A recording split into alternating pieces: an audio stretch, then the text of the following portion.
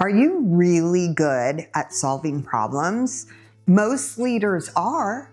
Someone brings you an issue, and within seconds, you know exactly what to do. So you jump in, you give direction, offer the solution, and you keep things moving forward. And on the surface, this can look like strong leadership. But here's an important question. Is that approach helping your team to think better? Or is it actually training them not to? What I consistently see in my work with leaders is that their biggest mistakes actually look like good leadership on the surface. So in this video, we're going to break down 2 specific mistakes that create the biggest challenges, and I'm going to coach you through an easy framework you can apply to resolve them. Luckily, both mistakes are fixable, but they also reinforce one another, so understanding and addressing both is critical. Let's start with the first one, telling instead of asking. Now, most leaders don't default to telling because they are control freaks, although there are some of those, but usually they do it because they care and they feel responsible. And a lot of times it's actually the behavior that their leaders modeled for them. Plus, telling someone how to solve something can also feel like a time saver. And to be fair, this approach does work, at least in the short term. When you tell someone exactly what to do, things move faster. But underneath the efficiency that resolves the current problem, you're actually creating a different problem. And this is where it gets really interesting. You see, when you give the answer too quickly, neuroscience has shown us that the other person's brain does something really subtle. It disengages. And not because they don't care, but because they don't need to think anymore. The thinking has already been done for them. And the research shows this has a direct and negative impact on their engagement and motivation. Plus, over time, it creates a pattern that trains them to bring you problems instead of ideas.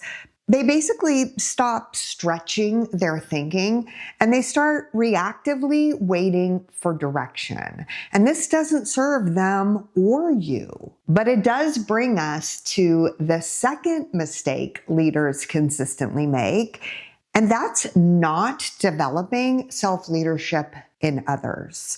Now, in fairness, this wasn't something most of us were ever trained or taught to do.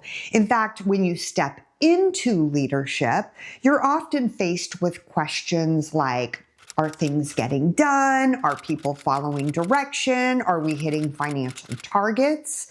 But the answers to all of these are impacted by the one question we were never taught to ask.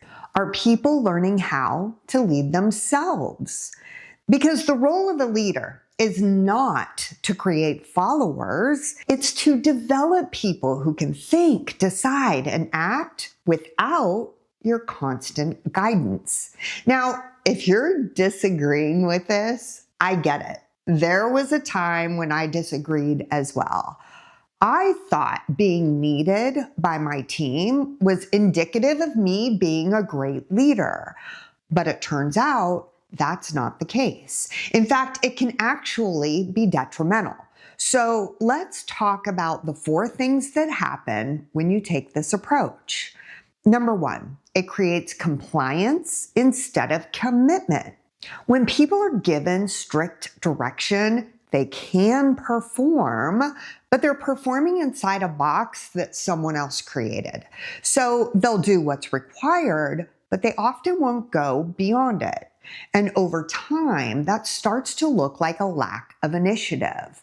But really, it's because the environment is set up to have people check the box instead of own the outcome. But it gets even worse. Number 2, that approach weakens capability over time. You see, Every time you over-direct, you remove the need for the other person to think. And thinking is a muscle.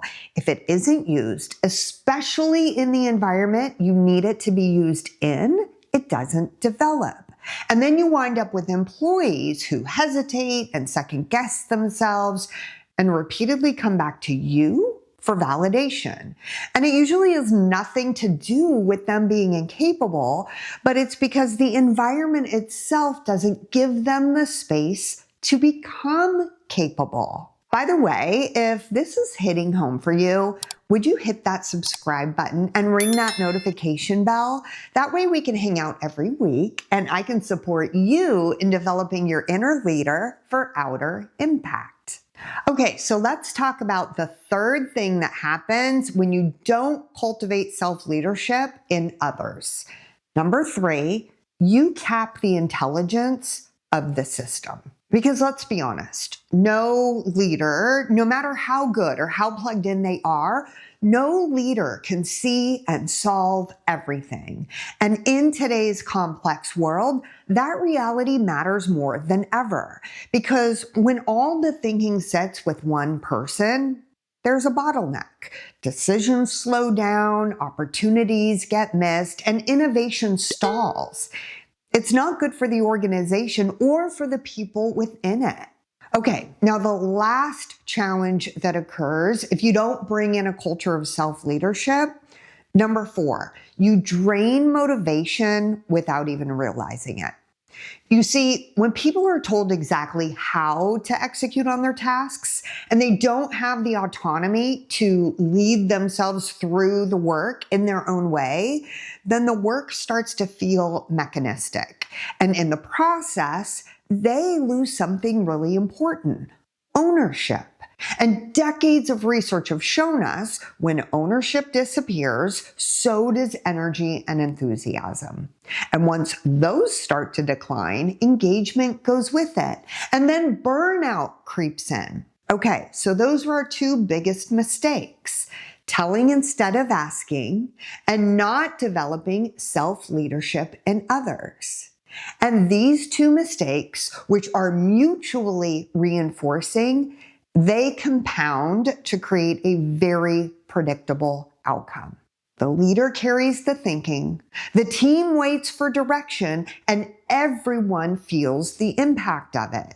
And this research-backed reality begs the question, do you see your role as being the one who provides answers, or do you want to be the one who elevates the environment and develops thinkers? I'm hoping it's the latter. So let's talk about how you can do this with a simple experiment you can try this week. The next time someone brings you a problem, I want you to pause. Resist the urge to solve it and instead start with asking one simple question. Ask the other person, what do you think? And then just give them space. Let them think, let them process, let them work through it out loud if that's what it takes, and then let them take ownership of experimenting with their ideas. Be a leader, of course, interact with them and build on what they say, and ask them as many questions as it takes to help them get there, but don't take the thinking away from them. This is a powerful process, and while the results won't become obvious overnight, because trust needs to be established, and employees need to know it's safe to explore in this way, but if you implement this practice, over time, you'll build stronger thinkers, and your organization will thrive as a result. By the way, if you found this video and these insights helpful, you might really like my newsletter, The Practionable Leader, where every week I share practical, actionable insights to help you level up your leadership and your life. Because leadership doesn't start with what you say or what you do. It all starts with who you are. And who you are is how you lead. So I will leave the link to that newsletter in the description box below. Okay, my friend, I will see you next week. But If you don't want to wait until then, check out this video right here and we'll keep the self-leadership journey going. I'll see you there when you're ready.